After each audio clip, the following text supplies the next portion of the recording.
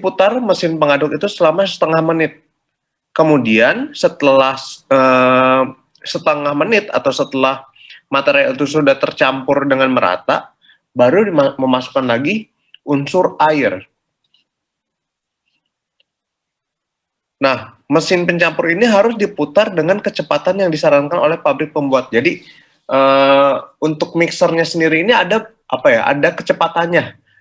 Ada kecepatan yang dari mulai yang kecepatan rendah, kecepatan sedang sampai kecepatan tinggi. Nah, itu disesuaikan dengan saran dari pabriknya.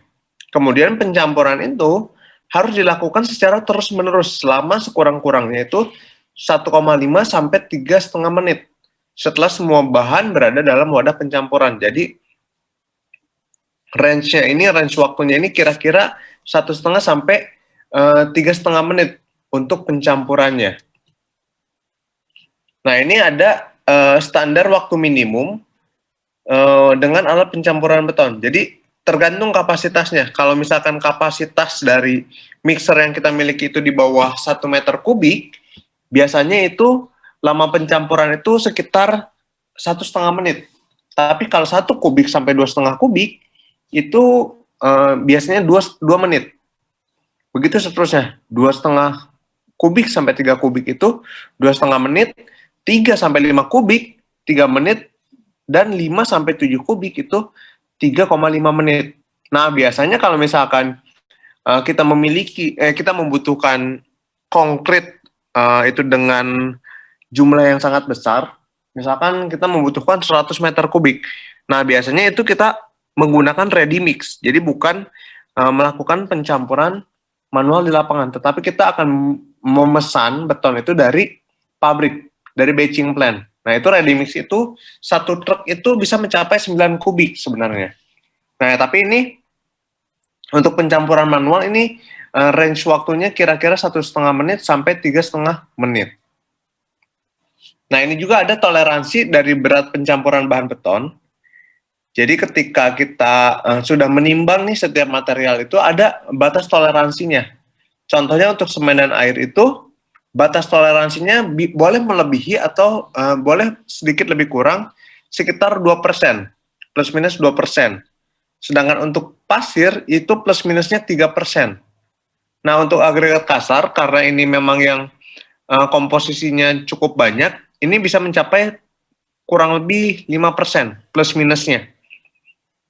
Ya, untuk air itu plus minusnya 2%, dan untuk zat aditif atau admixture itu plus minus 5%. Jadi boleh sedikit melebihi dari takaran atau sedikit kurang dari takaran, tetapi tidak boleh melebihi dari toleransi yang tercantum di sini. Itu untuk mixing. Nah, ini beberapa contoh alat mixing atau mixer yang digunakan di lapangan. Yang paling umum itu adalah ini, mixer ini.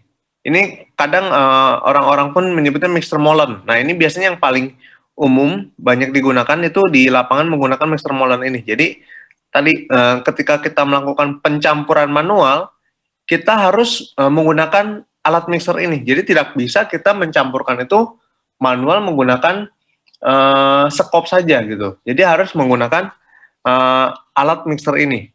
Ya, tadi step by stepnya harus agregat kasarnya dulu dimasukkan. Setelah agregat kasar, kemudian masukkan agregat halus atau pasir. Setelah dua material itu masuk, diputar dengan merata.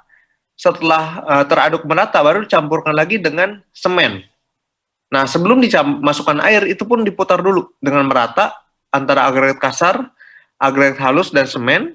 Setelah merata, baru masukkan dengan air. Atau jika ada aditif pun, dimasukkan aditif atau admixture juga. Nah, ini yang kedua itu ready mix. Ready mix ini adalah penggunaan biasanya digunakan dulu dalam pengecoran dalam jumlah yang besar atau proyek skala yang besar. Yang seperti tadi saya bilang, kalau kita memiliki satu elemen yang cukup besar dan volume beton yang dibutuhkan sangat banyak, biasanya kita tidak lagi menggunakan alat seperti ini atau pencampuran manual seperti ini, tetapi kita akan menggunakan ready mix. Ready mix ini kita akan memesan beton ke batching plant atau ke pabrik beton, dan mereka akan mengirimkan betonnya itu ke lapangan dari pabriknya. Nah, ini kelebihannya itu adalah untuk mengeliminasi waktu mixing oleh kontraktor. Karena beton tiba di lapangan dalam keadaan siap tuang. Jadi, beton yang masuk ke lapangan itu kita bisa langsung melakukan pengecoran. Kalau misalkan yang tadi, yang manual ini, kita harus mengadakan dulu misalkan agregat kasarnya dulu punya, agregat halusnya punya, semennya ada, baru airnya pun harus ada di lapangan. Nah, tetapi untuk yang ready mix ini, kita menerima langsung dalam bentuk fresh concrete atau beton. Nah, tetapi untuk ready mix ini, kita harus mengontrol kualitas betonnya. Kalau misalkan kita mencampur sendiri, kita bisa memastikan bahwa kualitasnya itu sesuai dengan perhitungan kita. Nah, tetapi untuk ready mix ini, ada yang namanya quality control, itu untuk menjaga kualitas atau mutu dari beton yang kita pesan. Nah, jadi ini kualitas beton ini harus dijaga ketika kita menggunakan beton ready mix. Nah, kemudian kontrol volume semen pada mix design harus ini juga volume semennya itu harus dikontrol. Kenapa? Karena sebab komponen semen merupakan komponen yang paling mahal dari komposisi ready mix. Jadi kita harus memastikan bahwa semen yang digunakan itu kuantitinya atau volumenya itu sesuai dengan ketentuan mutu dari betonnya. Nah, pada pengecoran volume besar, kemungkinan terjadi adanya kesalahan dalam keseragaman mutu. Jadi kadang kalau misalkan kita membutuhkan beton itu dengan, misalkan saya kasih contoh, kita membutuhkan beton itu 100 meter kubik. 100 meter kubik. Nah, sedangkan misalkan satu truk mixer itu dia kapasitasnya hanya bisa menampung 9 meter kubik misalkan. Nah, berarti kita ini membutuhkan untuk transportasi ini berarti ada 100 meter kubik dibagi dengan 9, kita membutuhkan sekitar 12 truk. 12 truk. Nah, kita harus memastikan bahwa kualitas dari semua truk ini, dari ke-12 truk ini, kualitasnya sama. Nah, untuk ready mix ini, terkadang adanya ketidakseragaman mutu atau human error. Karena apa? Karena ketika kita berbicara ada 12 truk, itu dia akan pasti membuatnya dalam 12 kali adukan atau 12 kali pencampuran. Nah, biasanya untuk memastikan kualitas mutu itu, misalkan kita punya truk 1, 2, 3, sampai ke truk 12. Nah, yang terjadi adalah, yang dapat kita lakukan adalah kita bisa melakukan random sampling. Jadi contohnya misalkan truk nomor 1, kita akan uji slamnya, nilai slamnya. Kemudian truk nomor 2 tidak diuji, truk nomor 3 kita uji lagi. Bisa melakukan random sampling. Contohnya misalkan nanti kita akan random lagi di truk nomor 7 misalkan. Jadi kita karena apa? Karena tidak memungkinkan untuk kita melakukan pengecekan seluruh truk 12 truk ini. Jadi kita harus memastikan bahwa walaupun tidak dicek semua, kita harus melakukan random sampling untuk memastikan bahwa kualitas mutu dari truk itu adalah, atau beton itu sangat baik. Nah, kemudian kita berbicara workability control. Jadi ada juga workability control atau kontrol dari beton yang kita terima itu harus dapat dikerjakan gitu. Yang pertama kita harus memastikan beton itu telah tercampur secara merata di dalam truk mixer. Jadi jangan sampai beton itu belum tercampur merata di dalam truk mixer. Kemudian kita bisa juga mengambil contoh bahan uji secukupnya. Nah, yang paling umum adalah kita melakukan uji slam pada contoh bahan uji. Ya, kita melakukan uji slam. Jika hasilnya memenuhi persyaratan, maka beton dapat diterima. Tetapi bila hasilnya di luar batas, kita bisa ambil kembali contoh benda uji dari truk yang sama untuk tes slam. Nah, kalau tidak memenuhi, maka beton harus ditolak. Contohnya, Kalau kita punya standar kita adalah uji Islam kita itu adalah misalkan 10 plus minus 2 cm uji Islam kita. Atau dalam kata lain Islam kita harusnya 8 sampai 12 cm. Nilai Islam kita ingini. Nah, ketika kita melakukan pengujian, misalkan kita dapat diuji kemudian dapat nilai Islam kita 11 cm. Nah, berarti beton yang sampai atau beton yang kita akan cor itu sudah memenuhi untuk workability-nya. Tetapi kalau misalkan kita terima ternyata hanya 6 cm misalkan nilai Islamnya, berarti ini di luar dari nilai ini. Nah, itu kita harus mengembalikan atau menolak beton itu. Kenapa? Karena kalau misalkan artinya 6 cm, nilai Islamnya itu adalah nilai Islam yang betonnya terlalu kental, atau ketika kita melakukan pengecoran itu akan sulit dibentuk sesuai dengan bekising yang terpasang di lapangan. Jadi kita harus melakukan kontrol SLAM atau workability control. Nah, itu untuk pencampuran atau mixing. Ada juga concrete transporting. Concrete transporting ini ada beberapa persyaratan. Ini persyaratannya ini saya ambil dari Standar Nasional Indonesia. Jadi ini ada standar atau syarat pengantaran atau pengangkutan beton dari satu tempat ke tempat lainnya.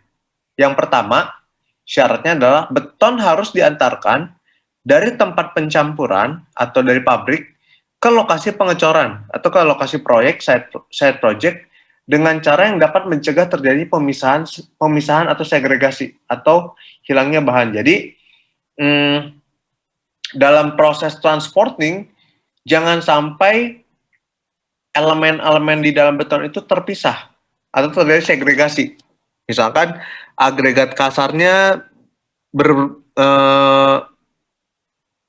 berpisah dengan agregat halusnya. Nah, itu tidak boleh terjadi seperti itu. Kemudian, peralatan pengantar harus mampu menghantarkan beton ke tempat pengecoran tanpa pemisahan bahan dan tanpa celah yang dapat mengakibatkan hilangnya plastisitas campuran. Jadi, tidak boleh ada kebocoran juga, tidak boleh terjadi pemisahan butir di dalam proses pengantaran atau transporting. Yang selanjutnya, semua peralatan untuk pengangkutan itu harus bersih. Jadi, memastikan bahwa peralatan yang digunakan itu harus bersih. Baik itu truck mixernya, baik itu mungkin sekop yang digunakan, ataupun alat-alat lainnya itu harus dibersihkan. Makanya ketika kita sudah melakukan pengecoran, alat-alatnya itu harus langsung dibersihkan. Karena ketika tidak langsung dibersihkan, beton itu akan mengeras di alat-alat dan alatnya itu menjadi kotor. Yang selanjutnya, pengangkutan harus dilakukan sedemikian rupa sehingga tidak mengakibatkan perubahan sifat beton yang telah direncanakan. Contohnya ada faktor air semen, nilai Islam, dan keseragaman adukan. Jadi, yang tadi saya bilang, contohnya ketika proses pengangkutan atau transporting, jangan sampai merubah sifat-sifat beton yang direncanakan. Contohnya kita membutuhkan beton yang agak encer atau nilai Islamnya tinggi. Tetapi ketika ditransport, ada kebocoran. Sehingga pada saat tiba di site project itu, menjadi lebih kental. Nah, itu sedikit berbahaya atau itu mengubah sifat dari beton. Tidak boleh terjadi segregasi, ini sama seperti yang awal, dan hilangnya plastisitas campuran selama proses pengangkutan. Nah, ini syarat yang selanjutnya adalah waktu pengangkutan tidak boleh melebihi 30 menit. Jadi ini syarat-syarat yang harus kita penuhi. Jadi dari satu tempat, dari satu batching plant atau satu pabrik ke lokasi project itu tidak boleh melebihi 30 menit. Artinya di dalam perjalanan harus maksimum itu setengah jam. Jika lewat dari setengah jam, itu kita tidak bisa menggunakan beton normal. Nah, apabila jangka waktu pengangkutan memakan waktu yang panjang, harus dipakai bahan tambah penghambat pengikatan. Jadi contoh, misalkan saya dari satu proyek, dari satu lokasi nih, dari batching plan ke proyek, ya. Saya ambil contoh seperti ini. Misalkan waktu yang dibutuhkan itu sebenarnya 20 menit. Nah, jika kita dapat mengantarkan dari satu tempat ke tempat lain itu dalam perjalanan cukup 20 menit, kita tidak perlu menggunakan admixture atau additive. Nah, tetapi kalau misalkan dalam kondisinya ternyata dalam perjalanan ada kemacetan atau ada hal-hal yang mengakibatkan ini harus melebihi dari 30 menit, maka kita harus menambahkan retarder atau penghambat pengikatan. Jadi ketika tiba di lapangan ini, beton itu tetap masih dalam kondisi fresh dan belum mengeras. Kenapa? Karena ketika dalam kondisi normal, sudah melebihi 30 menit itu beton itu akan lebih mengeras dibanding beton di pabrik. Makanya diperlukan retarder admixture untuk menghambat pengikatannya. Nah, kemudian waktu keluar dari batching plant atau dari pabrik sampai ke penuangan selesai, itu tidak boleh melebihi dari 1,5 jam. Artinya, ini dari batching plant, kita punya waktu 30 menit untuk sampai ke project. Nah, di project ini, mungkin kita akan menunggu antrian, satu truk itu akan menunggu antrian untuk pengecoran. Artinya di dalam proses pengecoran ini kita harus maksimum adalah di sini adalah 1 jam. Sehingga total waktu yang dibutuhkan itu adalah 1,5 jam atau 90 menit.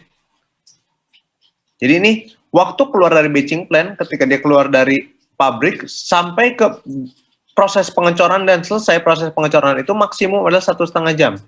Atau waktu total sampai dengan pengecoran selesai tidak lebih dari 3 jam dan nilai Islam masih memenuhi syarat. Kalau misalkan terjadi adanya misalkan ada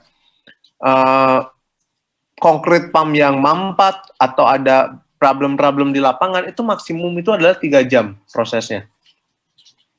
Artinya dalam 1,5 jam ke 3 jam itu kita bisa menambahkan retarder juga, admixture, untuk mengencerkan beton dan memperlambat proses pengerasan beton sampai batas maksimumnya itu 3 jam.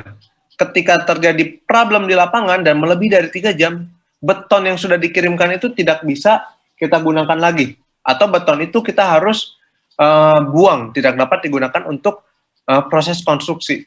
Kenapa? Karena mutunya itu nanti sudah berubah, sudah tidak seperti mutu di awal. Itu untuk transporting. Nah, kemudian kita akan bahas tentang proses pengecorannya. Nah, ini proses pengecoran yang umum, kita menggunakan agitator truck. Nah, agitator truck ini dipakai untuk mengirim beton ready mix.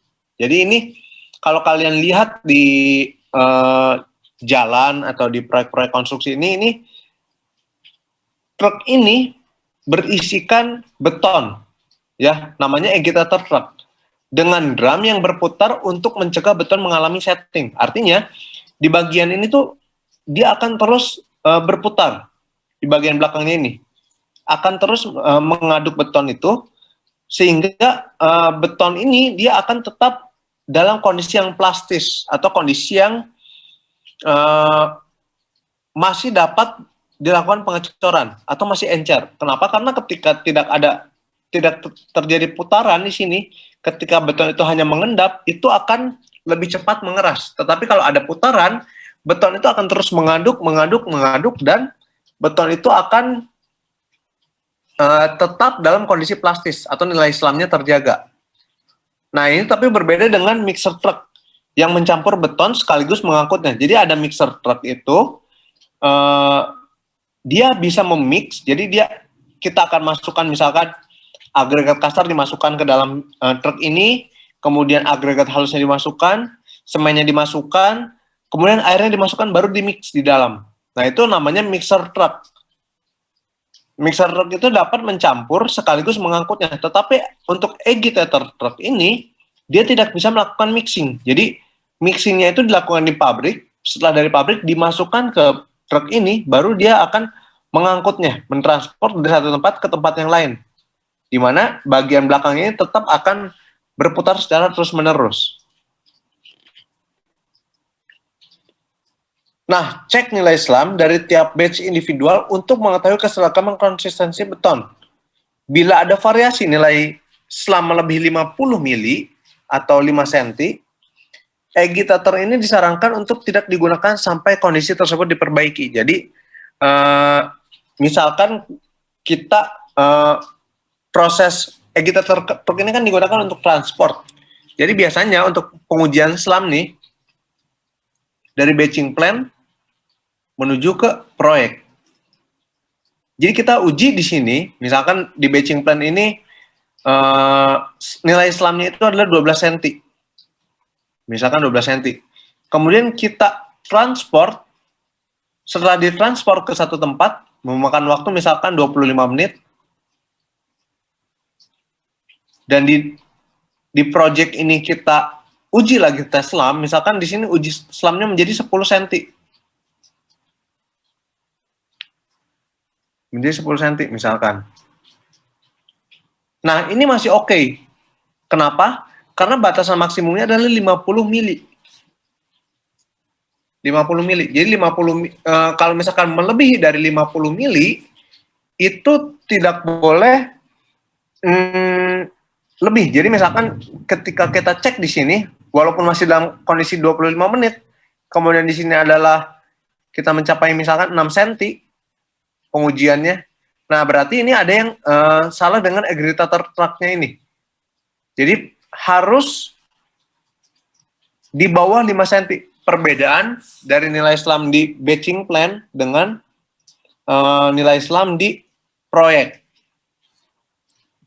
Nah, kemudian agitator truck ini harus terawat baik dan tidak ada akumulasi beton keras dan mortar di dalamnya atau blade, dan setiap bagiannya harus diganti bila telah aus sebesar 25 mili dari desain pabriknya. Jadi biasanya nih ketika agitator truck ini sudah digunakan, kita harus langsung membersihkannya dengan air, mengantisipasi bahwa tidak ada beton yang tertinggal di bagian dalamnya. Kalau misalkan ada beton yang tertinggal di bagian dalamnya itu akan merusak kualitas beton-beton yang selanjutnya yang akan dituangkan. Ya. Nah, ini beberapa spesifikasinya. Jadi ini yang spesifikasi rata-rata dari agitator truck ini. Biasanya kapasitas geometris drumnya itu mencapai 8 sampai 14 meter kubik. Jadi keseluruhannya itu 8 sampai 14 meter kubik. Nah, tetapi kapasitas untuk betonnya sendiri itu range-nya itu bisa mencapai dari 5 sampai 9. Bahkan kalau misalkan yang besar itu ada yang 13 meter kubik juga.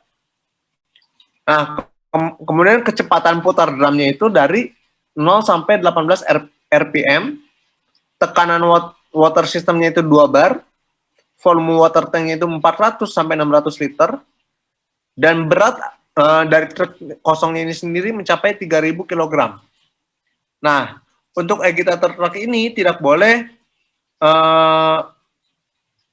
melaju terlalu kencang. Jadi maksimumnya itu kecepatannya itu hanya mencapai 60 km per jam.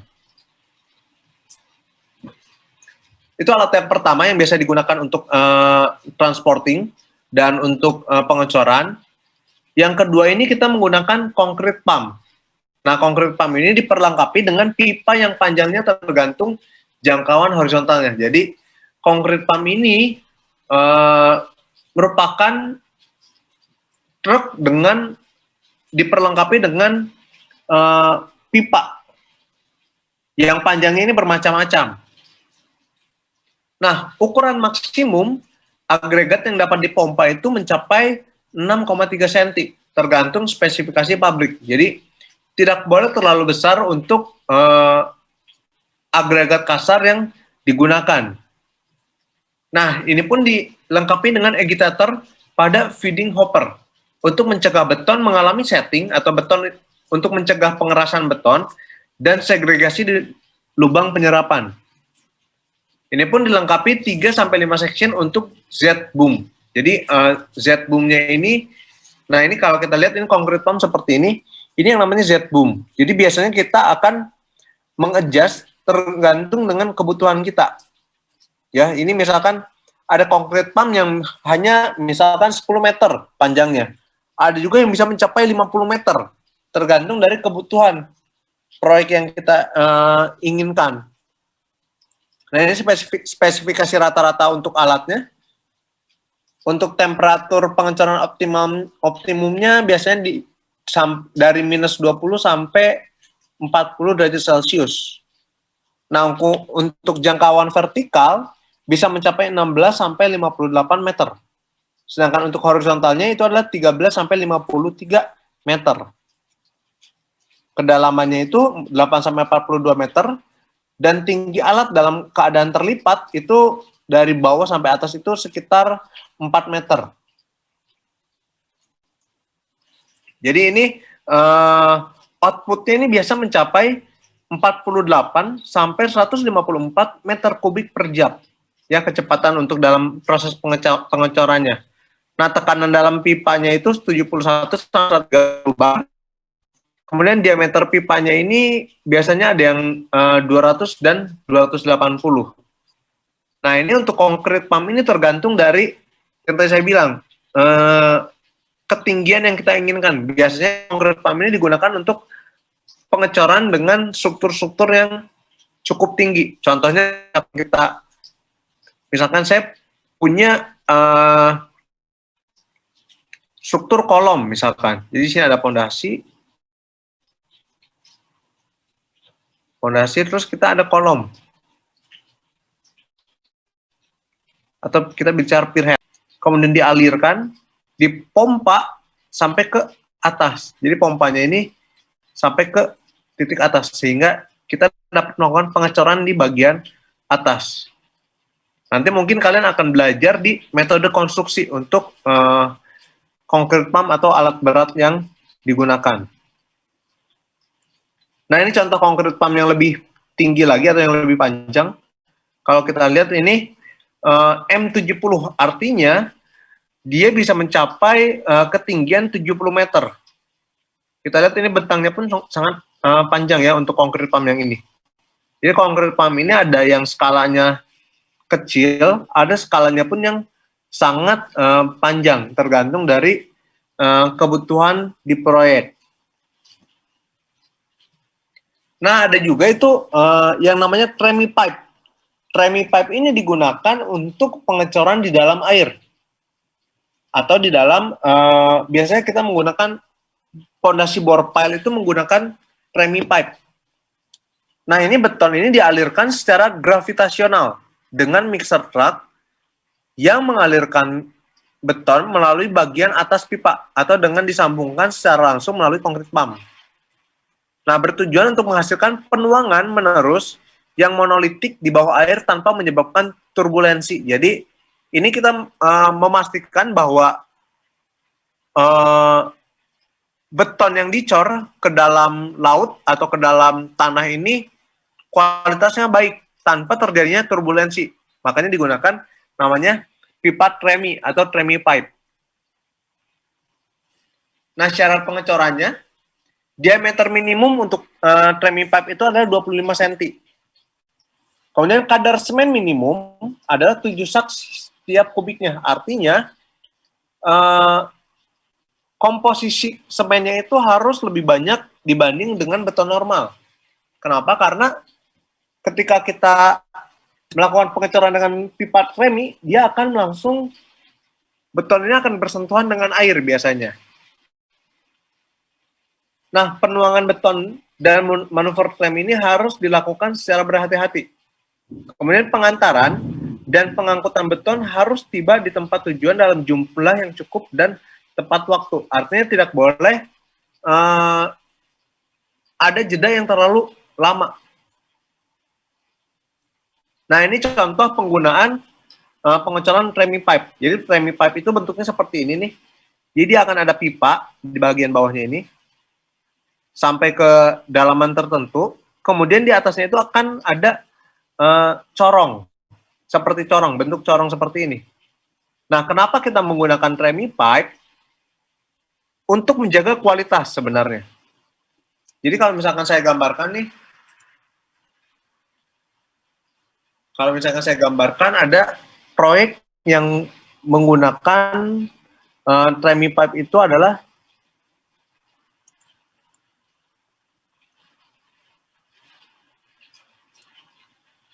biasanya untuk pekerjaan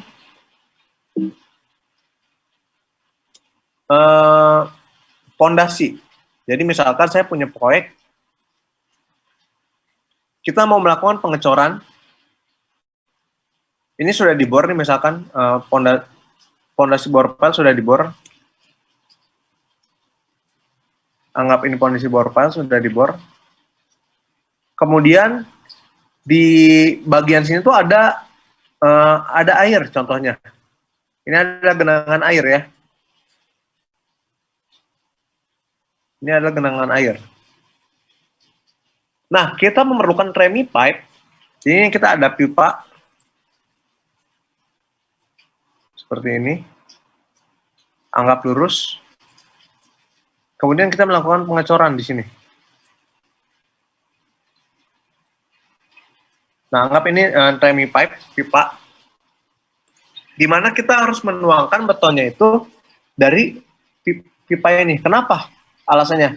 Mungkin pertanyaan, kenapa kita menggunakan tremie pipe? Kenapa kita tidak langsung melakukan pengecoran aja? Artinya, kita perlu menjaga kualitas dari beton. Maksud saya adalah ketika misalkan si beton ini dialirkan dari atas atau dicor ke bagian bawah sini, nah otomatis di bagian sini itu langsung terisi oleh beton, betul?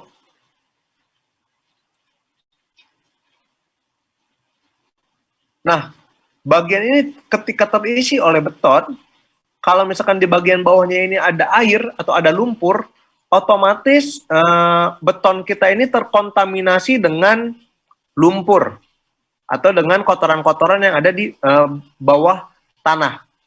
Nah, tujuan dari penggunaan tremie pipe ini adalah ketika kita melakukan pengecoran, otomatis yang bagian ini nih, yang bagian sini, konkret yang bagian sini tuh akan terus-menerus naik. Jadi ketika terus dialirkan atau terus dicor, otomatis dia akan terisi semakin terisi ke atas. Sampai ke memenuhi dari pondasi borpelnya ini sendiri.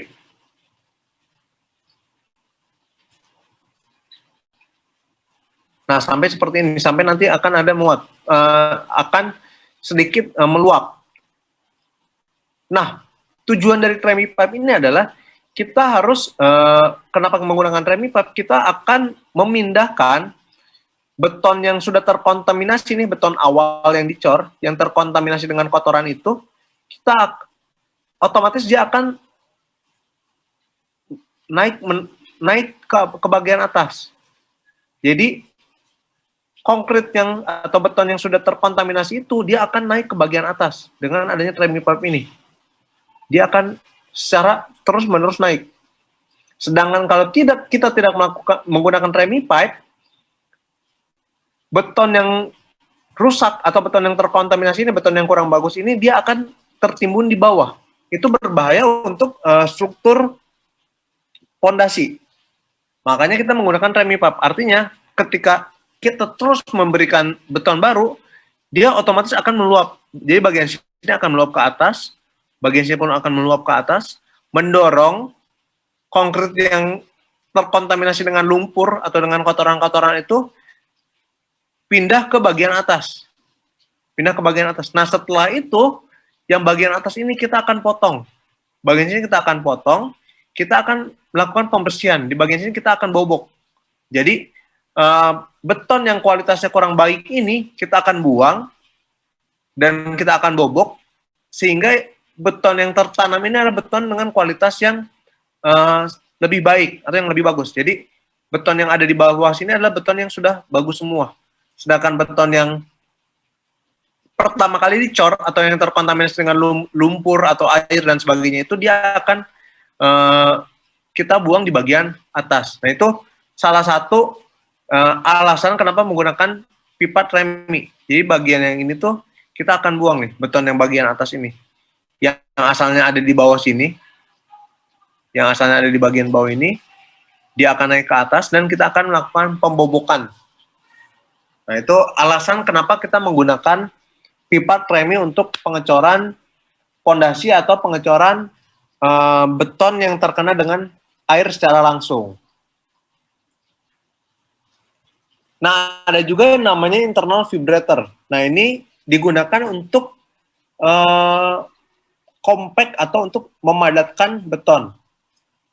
Pemilihan vibrator agar menghasilkan beton berkualitas adalah pertama, kita pilih vibrator terbesar dari kelasnya sesuai untuk jenis pekerjaan.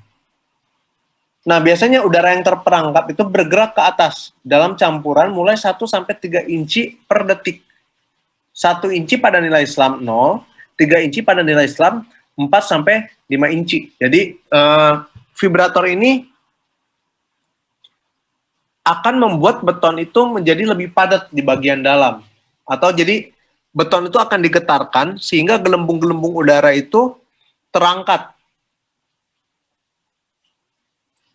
Nah, hindarkan terjadinya over vibrate saat pemadatan lapisan karena akan menyebabkan segregasi. Penggunaan vibrator ini tidak boleh terlalu lama. Kalau misalkan terlalu lama, justru dia akan menyebabkan segregasi atau pemisahan butir. Ya, nah ini contoh alat vibrator seperti ini. Jadi biasanya alat vibrator ini ketika kita sudah melakukan pengecoran, di sini ketika kita sudah melakukan pengecoran pada level tertentu, kita masukkan alat vibrator ini dalam kondisi ini masih fresh konkrit ya, konkritnya masih cair, masih belum mengeras. Kita masukkan alatnya ini, vibrator ini, kemudian vibrator ini akan bergetar, akan membuat di bagian dalam ini menjadi lebih kompak atau lebih padat sehingga gelembung-gelembung udara itu akan naik ke bagian atas.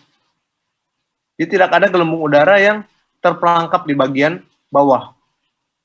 Ini fungsi vibrator. Nah, biasanya dia harus dibuat dalam posisi yang vertikal, tegak lurus seperti ini. Jangan dibuat miring seperti ini. Jadi harus tegak lurus. Nah, ini ada beberapa jenis, ada vibrator tanpa generator, ada juga vibrator dengan generator. Jadi ini generator ini dapat berfungsi untuk mengatur tingkat getarnya, tingkat getar dari vibrator yang digunakan. Nah, selanjutnya concrete placing. Pengecoran ini merupakan cara pengecoran dan pemadatan yang baik. Akan menghasilkan ikatan yang kuat antara pasta semen dan agregat, serta akan mengisi casing secara sempurna. Beton yang tidak boleh digunakan biasanya itu beton yang telah mengeras. Jadi beton yang telah mengeras sebagian atau terkontaminasi bahan lain itu tidak boleh digunakan untuk proses pengecoran atau tidak dapat digunakan dalam dunia konstruksi. Dan beton yang ditambah air. Jadi biasanya kalau misalkan tukang-tukang di lapangan itu sering sekali menambahkan air ke betonnya dengan tujuan untuk mempermudah proses pengerjaan atau membuat beton menjadi encer. Nah, itu tidak boleh sebenarnya. Atau beton yang telah dicampur ulang setelah pengikatan awal, kecuali bila disetujui oleh pengawas lapangan. Jadi ini ada beberapa kriteria atau beberapa beton yang tidak boleh digunakan di lapangan. Yang pertama, ini pedoman pengecoran itu kita harus melakukan kontrol temperatur. Jadi kita harus menghindari pengecoran pada cuaca yang panas, kering, dengan kelembapan rendah, atau cuaca yang terlalu dingin dan berangin keras. Jadi cuacanya itu nggak boleh terlalu panas, nggak boleh juga terlalu dingin. Kalau misalkan cuacanya diprediksi akan panas, kering atau berangin, maka bekisting itu harus dibasahi agar lembab. Jadi bekisting atau formworknya itu harus dibasahi dulu terlebih dahulu agar sedikit lembab. Kemudian segregasi. Beton itu harus dicor sedekat mungkin pada posisi akhirnya untuk menghindari terjadi segregasi akibat penanganan kembali atau akibat pengaliran. Jadi misalkan saya mau melakukan pengecoran di bagian sini. Nah, kemudian kita menggunakan misalkan ada pipa tremi. Nah, pipa tremi seperti ini. Atau concrete pump. Saya ambil ini concrete pump misalkan. Nah, concrete pump dia akan mengeluarkan beton dari sini. Nah, kita tidak boleh menempatkan concrete pump ini, ujung concrete pump ini terlalu jauh dengan lokasi akhir. Artinya dia harus lebih dekat. Nah, sedikit lebih dekat. Artinya kenapa? Karena kalau misalkan kita cor dari kejauhan, otomatis dia akan mengalami jatuhnya beton segar itu terlalu jauh, sehingga berpotensi untuk terjadinya segregasi atau pemisahan butir. Makanya harus menghindari posisi yang cukup jauh dari alat transportasi, dari alat baik itu tremi pipe, baik itu concrete pump maupun alat lainnya untuk mengurangi potensi untuk segregasi. Yang ketiga adalah continue. Setelah dimulainya pengecoran, maka pengecoran tersebut itu harus dilakukan secara menerus hingga mengisi secara penuh. Jadi nggak boleh berhenti di tengah jalan. Jadi harus secara continue. Selanjutnya juga ada kontrol posisi. Kecepatan pengecoran ini harus sedemikian rupa agar beton tetap dalam keadaan plastis dan dengan mudah dapat mengisi ruang di antara tulangan serta seluruh celah dan masuk hingga ke sudut cetakan, tetapi tidak menimbulkan pergerakan besi, bekisting, serta material tertanam. Jadi kecepatan pengecoran pun harus dikontrol agar beton itu tetap dalam kondisi plastis. Jadi posisi ini pun cukup penting dalam pengecoran. Kecepatan pengecoran untuk menghindari tekanan yang berlebihan pada bekisting, maka kecepatan pengecoran itu tidak lebih dari 1,2 meter vertikal tiap jamnya, kecuali untuk kolom. Jadi dalam pengecoran dalam 1 jam, pengecoran itu tidak boleh terlalu tinggi, atau misalkan saya ambil contoh lagi, saya akan mengecor untuk pondasi, contohnya pondasi seperti ini, kemudian di bagian atasnya itu kolom, ya. Nah, bagian atasnya kolom. Nah, ini kecepatan pengecoran itu artinya kita lihat misalkan ini tinggi pondasi misalkan ya adalah 3 meter.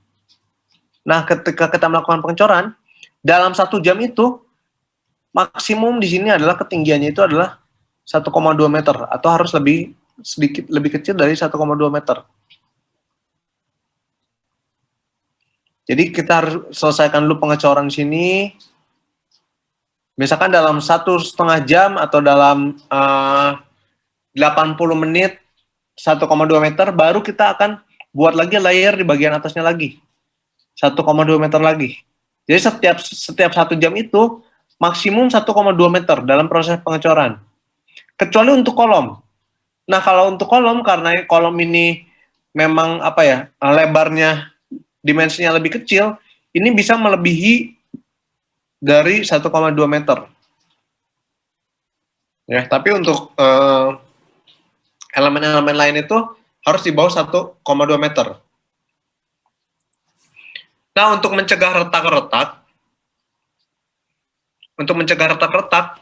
interval antara pengecoran slab, balok, dan girder dengan pengecoran kolom dan dinding yang mendukungnya minimal 4 jam. Tetapi yang terbaik adalah 24 jam. Jadi eh, misalkan ketika kita sudah melakukan pengecoran pondasi, kemudian kita mau melanjutkan ke pondasi ke kolom, itu harus didiamkan dulu selama 4 jam. Tetapi yang lebih baik adalah setelah 24 jam intervalnya ya. Jadi setelah kita melakukan pengecoran di bagian sini, pondasi, kita tunggu sehari, besokannya baru kita melakukan pengecoran di kolom untuk menjadi keretakan-keretakan.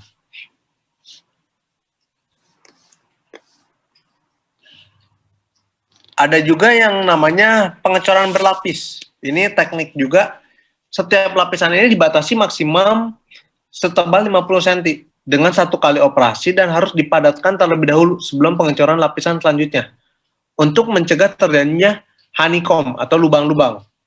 Lapisan selanjutnya segera harus dituang sebelum lapisan sebelumnya mengalami pengikatan awal. Jadi ini hampir sama seperti yang tadi, tetapi bedanya ini hanya dalam 50 cm. Jadi misalkan saya punya plat, contohnya seperti ini, kita cor dulu dengan ketebalan 50 cm, kemudian dipadatkan. Setelah dipadatkan baru cor lagi 50 cm, kemudian dipadatkan lagi semuanya, kemudian cor lagi sama 50 cm sampai menutup, kemudian dipadatkan lagi. Nah, tetapi antara satu lapisan dengan lapisan lainnya ini tidak boleh yang bagian bawahnya ini kering duluan baru dicor lagi. Jadi harus sama-sama dalam kondisi basah. Setelah 50 cm, kondisi masih basah dipadatkan, baru langsung lapisan lagi yang 50 cm juga untuk dilakukan proses yang sama. Nah, ini untuk mencegah honeycomb atau adanya lubang-lubang di udara, lubang-lubangnya di konkrit. Ada juga tinggi jatuh maksimum. Nah, jika menggunakan konkrit pump, pengecoran langsung dari mixer truck menggunakan cerobong ataupun kereta dorong, pastikan bahwa beton segar ini dituang secara vertikal dengan ketinggian maksimum pengecoran adalah 1,5 meter untuk mencegah terjadinya lubang-lubang pada beton yang dihasilkan. Jadi tinggi jatuh maksimum itu ada 1,5 meter, sama seperti yang tadi. Kita melakukan pengecoran di sini, kemudian misalkan di sini ada concrete pump atau ada tremi, batasnya ini adalah paling tinggi itu adalah 1,5 meter. Lebih dekat lebih baik jadi sebenarnya. Kalau misalkan kita melakukan pengecoran misalkan tingginya ini, tinggi jatuhnya ini 50 cm, ini lebih baik. Tapi kalau misalkan kita jaraknya misalkan 2 meter, nah ini tidak dianjurkan, ini tidak bisa terlalu jauh. Tinggi jatuh maksimum si betonnya ini maksimum adalah 1,5 meter sebagai persyaratan. Nah, untuk pengecoran dinding ini biasanya dimulai dari ujung bergerak ke tengah untuk mencegah air berkumpul. Jadi untuk dinding ini dimulainya dari ujung dulu baru ke tengah.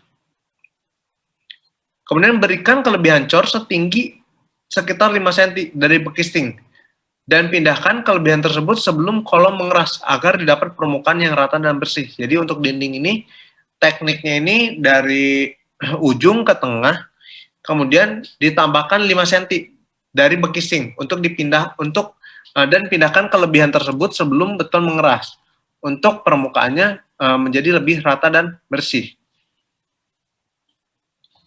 Nah, sedangkan untuk site datar, pengecoran ini dimulai dari sudut bekisting paling jauh dan bergerak ke arah suplai beton, di mana beton dicampur atau dikirim. Jadi dari yang paling ujung, misalkan untuk site datar, misalkan kita punya fondasi seperti ini, kemudian truk mixernya misalkan di bagian sini, ini truk mixernya, kemudian di sini ada concrete pump misalkan. Nah, concrete pump ini kan dia akan punya belalainya bisa jauh seperti ini. Nah, untuk site datar itu kita melakukan pengecorannya dari yang paling jauh dulu. Jadi startnya dari sini. Startnya dari ujung sini, jangan dari sini. Karena apa? Karena mulanya kita supply-nya, sumbernya ada di bagian kiri. Jadi kita harus mulai dari kanan juga. Selain itu juga, jangan mengecor pada titik-titik berbeda dan mengeruk titik-titik tersebut secara horizontal untuk meratakan dan menggabungkannya agar mengisi bekising pada posisi akhirnya. Nah, hal ini bisa menyebabkan segregasi juga. Nah, sedangkan untuk set miring atau dengan kemiringan, pengecorannya dimulai dari titik terendah dulu, bergerak ke arah yang lebih tinggi, sehingga berat beton coran di titik yang lebih tinggi akan memadatkan beton yang telah dicor sebelumnya. Jadi ini kalau misalkan kita punya bidang seperti ini, ada kemiringan seperti ini, kita harus melakukan pengecorannya itu dari yang bagian sini dulu, bagian yang rendah dulu, kemudian baru ke bagian yang lebih tinggi lagi. Jadi jangan kita melakukan pengecoran dari yang tinggi dulu, tapi dari yang rendah dulu baru ke yang tinggi. Nah, jika area pengecorannya luas dan kemiringannya curam, serta akses terbatas, concrete pump adalah solusi paling praktis untuk menghemat waktu. Jadi memang concrete pump ini yang paling bisa menjangkau berbagai macam posisi yang sulit dijangkau. Nah, kalau misalkan kita melakukan pengecoran dengan temperatur yang tinggi atau dalam kondisi summer misalkan di atas 35 derajat Celcius, maka diusahakan pengecoran dilakukan pada malam hari. Jadi makanya di negara-negara tropis seperti di Indonesia ini cukup banyak pengecoran itu dilakukan pada malam hari. Kenapa? Karena suhu pada malam hari itu lebih rendah atau lebih dingin. Makanya untuk negara-negara yang iklim tropis atau yang sedang dalam kondisi summer itu biasanya pengecoran itu dilakukan malam hari untuk memastikan bahwa udaranya itu tidak terlalu panas. Nah, atau dilakukan upaya khusus pada proses pencampuran. Contohnya, melindungi semua material dan lokasi pengecoran dari sinar matahari. Jadi biasanya kita pun kadang suka memasang tenda agar tidak terekspos dengan matahari secara langsung. Mendinginkan air pencampur beton atau mencampurkan dengan es. Jadi kadang pun dalam proses pembuatan fresh concrete-nya kita menggunakan air dingin untuk memastikan bahwa temperatur betonnya menjadi lebih rendah. Kemudian menyemprot bekising dengan air atau melindungi beton selama pengangkutan dan pengecoran terhadap sinar matahari. Jadi kalau misalkan memang harus dilakukan siang hari, itu harus dilindungi dari matahari.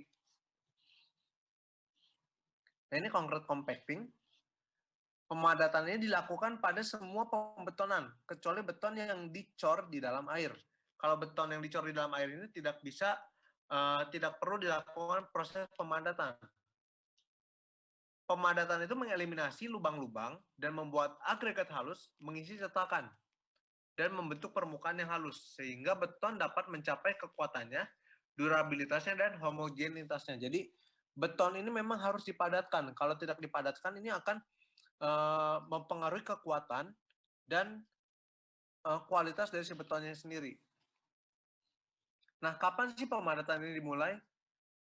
Harus segera dilakukan segera setelah beton dituangkan dan beton masih dalam kondisi plastis. Jadi, ketika beton itu dicor, beton itu harus langsung dipadatkan. Nah, ini pedomannya. Pemadatan ini dapat dilakukan secara manual menggunakan sekop, tongkat, atau temper, maupun secara mekanis menggunakan vibrator yang tadi saya sudah tampilkan gambarnya. Tetapi yang terbaik adalah secara mekanis. Memang yang paling bagus itu secara mekanis.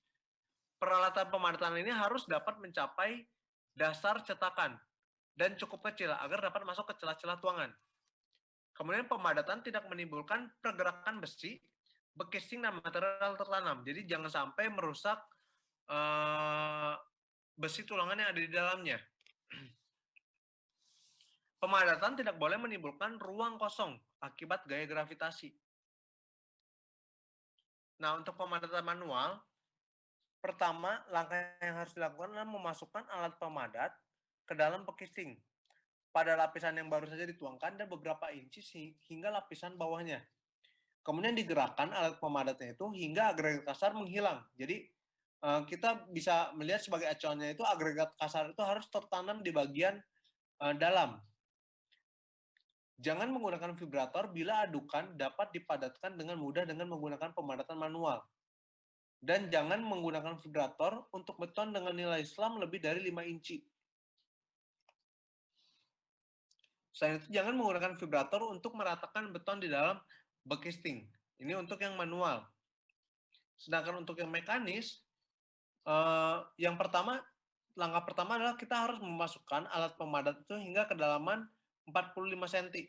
Jadi, misalkan ini ada beton yang sudah dicor. Nah, alat vibrator ini harus dimasukkan ke bagian dalam itu, misal alat vibrator ini, nah, sebesar kurang lebih 45 cm. Nah, untuk beton yang air entrain atau yang memiliki gelembung udara itu bisa dipadatkan sekitar 5-10 detik. Tapi untuk beton non air entrain sekitar 10-15 detik. Lamanya ini tergantung pada nilai slamnya juga. Kemudian dipadatkan secara merata dengan membuat sejumlah kecil area pemadatan yang overlap. Dan jika memungkinkan, biarkan vibrator berdiri secara vertikal.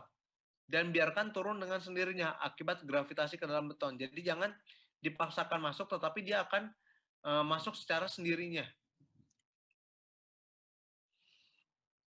Nah, vibrator tidak hanya bergerak pada lapisan yang baru saja dicor, tetapi juga menembus hingga 10 cm ke dalam lapisan bawahnya yang sudah terlebih dahulu dicor untuk menjamin terbentuknya ikatan yang baik antara lapisan.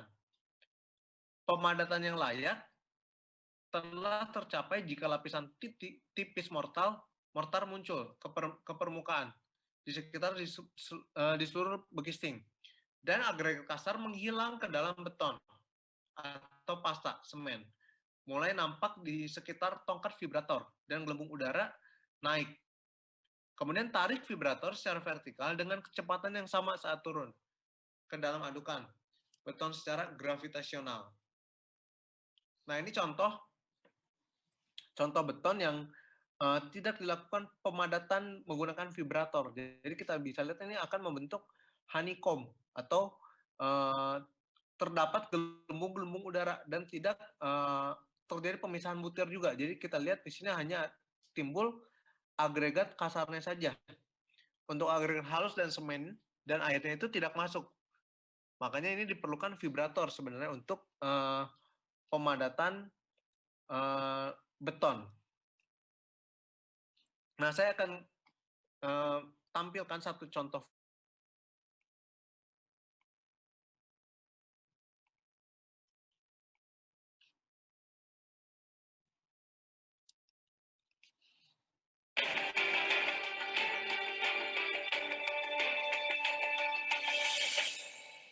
Concrete poured must be compacted so that it gives the structure the desired strength and durability. The method of compaction is visually demonstrated here. Freshly placed concrete is to be compacted well to make concrete dense and impervious. Compaction can either be done manually or mechanically. Manual compaction is done either by rodding with steel rods or tamping using wooden crossbeams. This method is usually employed for small jobs. Mechanical compaction is done by using vibrators. These are very effective in compacting stiffer concretes, resulting in highly dense and homogeneous concrete, which bonds well with the reinforcement. Effective compaction enhances the strength and durability. In most of the RCC works, needle vibrators are used for compaction. Certain care is to be taken while using needle vibrator. The needle of the vibrator should be immersed vertically into concrete and should remain vertical throughout the operation. Concrete at a location should not be vibrated for more than 15 seconds. The needle has to be withdrawn when the air bubbles cease to appear. Vibrator should not be held touching the reinforcement. Tube of the vibrator should not be bent at sharp angles to avoid breaking. The spacing of the vibrator insertion shall be 15 cm for 20 mm needle and 30 cm for 40 mm needle. Effective compaction makes the concrete dense and impervious. Overcompaction leads to segregation.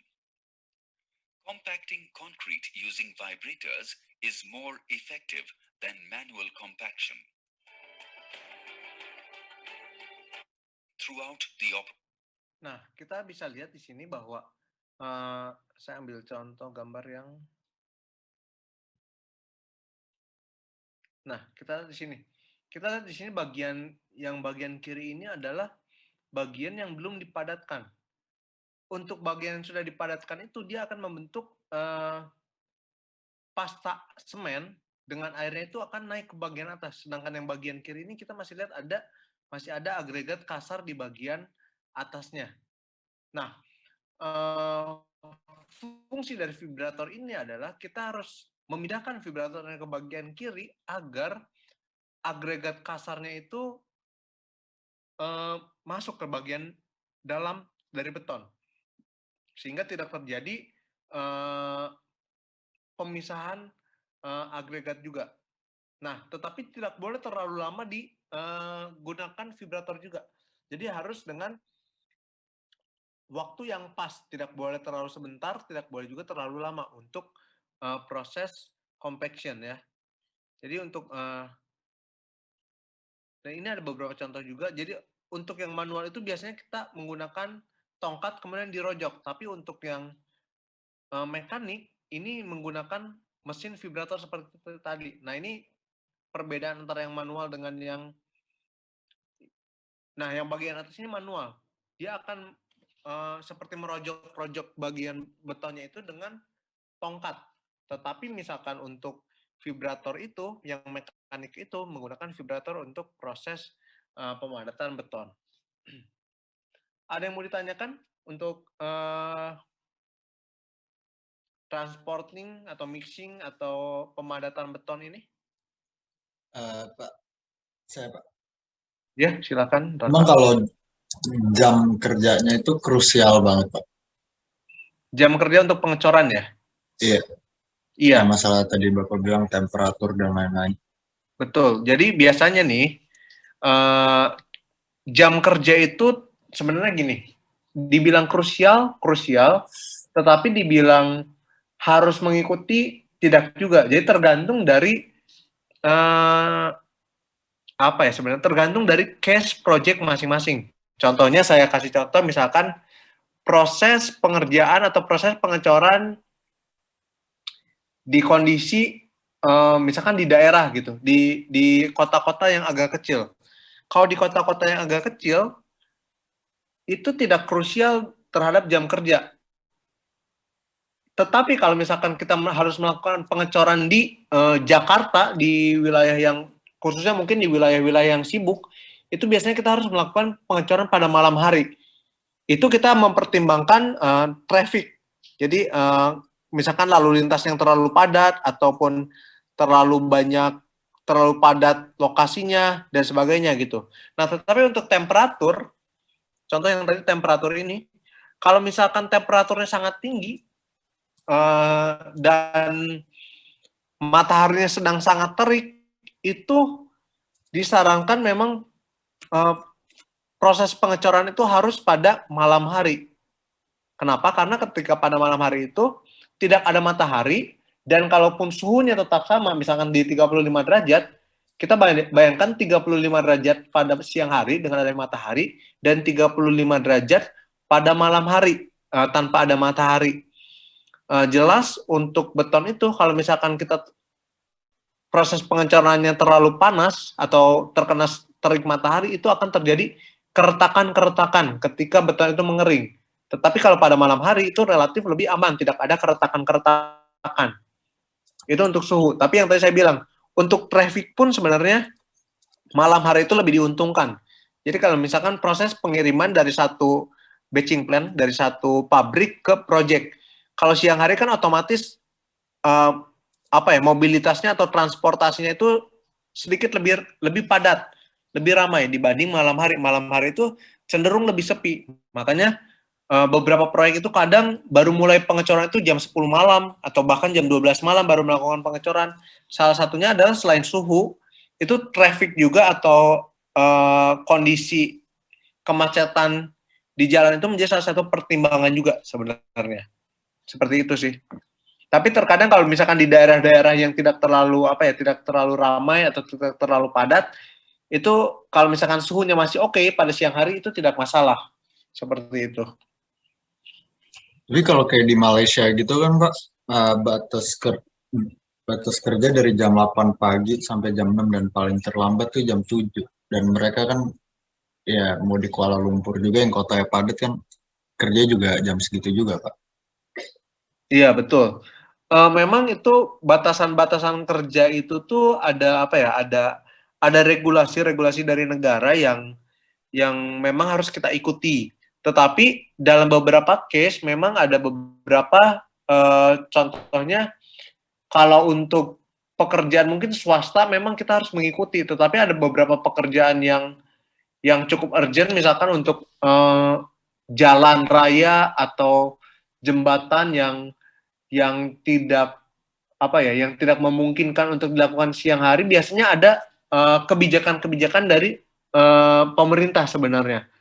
Nah, tetapi itu memang harus didiskusikan dulu juga dengan pemerintah terkait sebenarnya. Jadi ya biasanya kita akan melihat adjustment regulation dari pemerintah seperti apa dan kemungkinan yang dapat dilakukan di proyek di lapangan seperti apa juga. Seperti itu sih.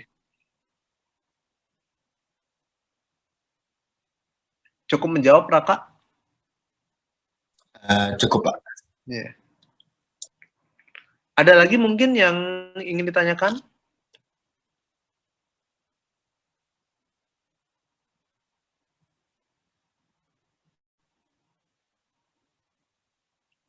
Belum ada? Belum, Pak.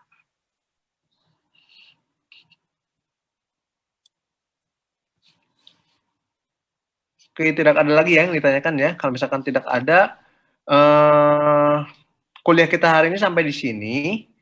Di minggu depan kita akan bahas mengenai cara pengujian untuk fresh concrete dan cara pengujian untuk beton keras ya. Untuk minggu depan, untuk minggu ini tidak ada tugas dulu. Untuk minggu depan kita akan bahas tugas yang saya berikan 2 minggu yang lalu. Seperti itu. Cukup jelas ya? Nggak ada pertanyaan lagi? Jelas Pak. Oke, kalau nggak ada pertanyaan lagi, kuliah kita sampai di sini. Sampai ketemu minggu depan ya. Terima kasih Makasih. Pak. Makasih, Pak. Makasih Pak.